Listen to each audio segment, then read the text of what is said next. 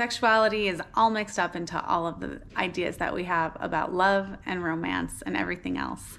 And so much of the messaging out there is just so mixed up and convoluted. So let's bring some mindfulness to sexuality, shall we? All right. First of all, just offering what I've learned from my own experience bringing mindfulness to this part of my life. And that is coming to a deep recognition that there is something in humanity, in my human nature, that longs almost more than anything else to belong to another, to be accepted and wanted, to be embraced just as I am, and to feel that connection. So for me, when I was younger and came into marriage with all sorts of well-intended desires to be a good wife, and with all these ideas that I'd kind of absorbed through my culture, my family, my religion, my kind of social world of what being a good wife looked like. And for me, sexuality seemed to fit into my own definition of trying to be a good wife to somebody else. And in some ways, that served me and that served my marriage. I always knew that sexuality was important, and I was always committed to putting it on my to-do list. But hopefully already you can feel the problem with that mentality. And that is really what the mentality became for me, was that sex became something that felt like it was on my to-do list and felt like it was an obligation or a should that I was obligated to do to be the person I wanted to be, and that really it was for someone else. So my relationship with my sexuality started to shift pretty dramatically when I started to realize and recognize that sexuality was not something outside of me or something that I wanted to use to define me anymore, or use this many times a week means I'm a good wife or that we have a good marriage, but instead starting to live mindfully. So starting to live my life on a daily basis and make choices based on what really feels like what my soul longs for in the present moment. And before I could find kind of this power of my sexuality, I had to give myself permission to say no to sexual experiences when I wasn't in a mindset to really embrace them or be engaging out of my own desire to really engage. And when I started to recognize that sexuality was a part of my humanity and a beautiful part of my relationship, but that what I wanted even more than that sexual release was that I wanted to be loved and connected and to belong to this other person. And I wanted this other person to belong and connect deeply to me. I wanted to be seen, and I wanted to see.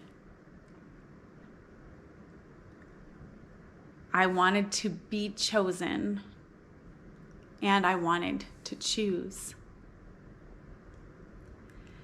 And that my deepest longing as a human being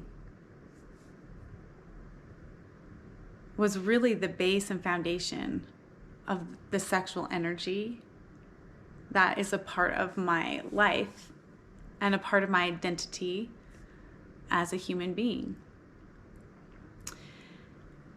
And that it was up to me to care for myself and to choose where I was going to expend my energy as a mom of 5 little kids, so that I had enough energy left to give expression to those deep longings, those deep desires to connect. So that is a practice that starts the moment I wake up and continues throughout my day. In order to have a great sexual experience with my partner, really requires that throughout the way I'm living the rest of my life, I'm taking care to reserve part of myself to offer to that sexual part of my relationship, and not allowing my entire life to be absorbed and my entire sense of self to be taken and depleted by overly extending myself to meet the demands of all the people around me, whether that be kids or work or friends or whatever. Part of me offering myself and creating the space for a truly exciting and beautiful and passionate sexual relationship with my partner is about me valuing that experience enough in myself that I will say no to other things in my life that I know will deplete me, so that when we get to the point in time where that's even a possibility, that there's nothing left to give. Okay? Bringing mindfulness to my sexuality has opened a window to an entirely different dimension of my life. And probably the most beautiful and sacred experiences have been as even in the moment of connection, of physical connection, of sexual connection, to see how present I can be in my mind, body, and spirit. That is my mind here in this moment. Is my mind using this experience as almost a ritual, or worship even is a word that comes to mind, of this beautiful, innate, holy desire to connect, to be faithful to see and accept and love another person. In some ways, for me, it feels and has felt, as we've worked through challenges in our marriage, when I do the work to be able to choose my husband with a full and open heart, it feels that I'm choosing God in that moment. That in choosing to connect with my husband, I am choosing to connect with God. By allowing myself to physically manifest my desire to belong to and connect with my husband, I am using my physical body to express my desire to belong to and connect with God. For me, that has brought a whole new dimension of sacredness and holiness to sex, to my sexual nature, to what it means to me, and to my responsibility and my opportunity to imbue my life with greater richness as I practice sacred sex. And I will tell you, this is work. It does not always happen. I am not always successful at staying present, at reserving my energy, at choosing to make that richness a priority in my life. I am not always successful at that.